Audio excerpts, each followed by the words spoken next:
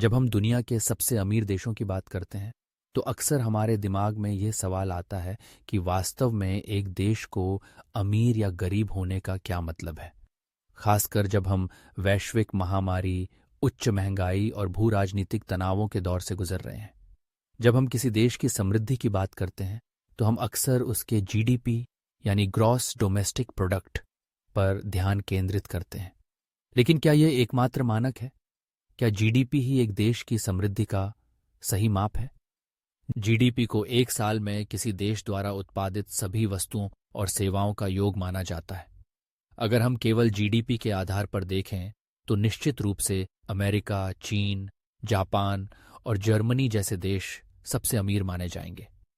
लेकिन क्या हम ये नहीं जानते कि सिंगापुर या लक्समबर्ग जैसे छोटे देशों की अर्थव्यवस्था इन बड़े देशों के मुकाबले कैसे खड़ी होती है? यह सोचने का विषय है। जीडीपी का एक और बड़ा कमजोर पहलू यह है कि ये आय असमानता को नहीं मापता। यानी यह नहीं बताता कि किसी देश की समृद्धि कितनी समान रूप से उसकी जनसंख्या में वितरित है। इसलिए जब हम किसी देश की वास्तविक समृद्धि का मूल्यांकन करते हैं तो हमें जीडीपी को वहां की जनसंख्या से विभाजित करना चाहिए। ये हमें प्रति व्यक्ति जीडीपी प्रदान करता है, जो बताता है कि हर व्यक्ति के लिए सामाजिक समृद्धि कितनी उपलब्ध है और क्या यह समय के साथ बढ़ रही है या घट रही है। लेकिन यहां भी एक समस्या है। एक ही आय कुछ देशों में बहुत कम खरीद शक्ति रख सकती है, जबकि अन्य देशों में यह अधिक खरीद शक्ति देती है। इसलिए जब हम विभिन्न देशों के बीच प्रति व्यक्ति जीडीपी की तुलना करते हैं तो हमें इसे खरीदारी की शक्ति के अनुसार समायोजित करना चाहिए। ये हमें वास्तविकता के करीब लाता है, क्योंकि यह मुद्रास्फीति दरों और वस्तुओं और सेवाओं की कीमतों को ध्यान में रखता है।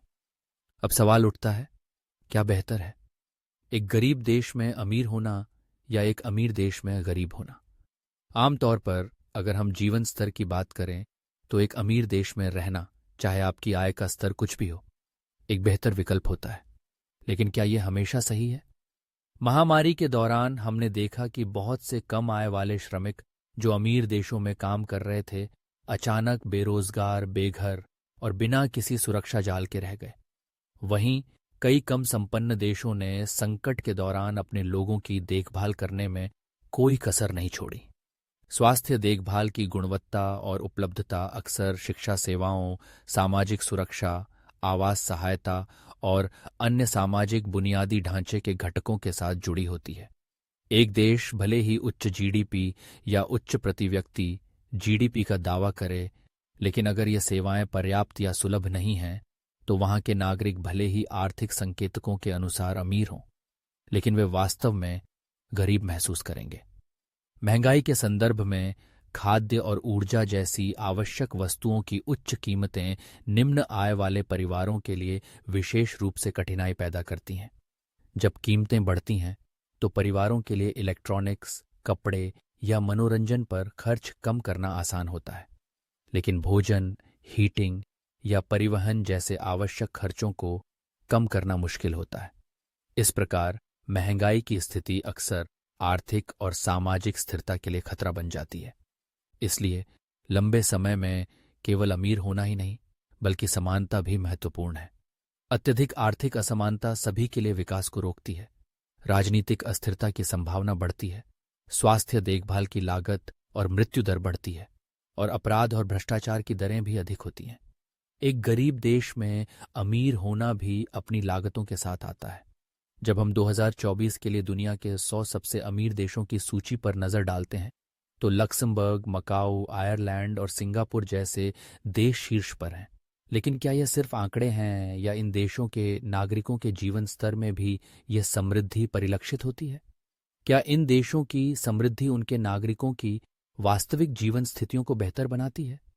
ये ऐसे सवाल हैं जो हमें सोचने पर मजबूर करते हैं। इसलिए जब हम अमीर देशों के बारे में बात करते हैं तो हमें यह समझने की जरूरत है कि समृद्धि का माप केवल आर्थिक आंकड़ों से नहीं होता, बल्कि यह नागरिकों की जीवन गुणवत्ता, स्वास्थ्य सेवाओं की उपलब्धता, शिक्षा और सामाजिक सुरक्षा से भी जुड़ा होता है। एक देश की असली समृद्धि तब होती है जब उसके सभी नागरिकों को समान अवसर और संसाधन मिलते हैं।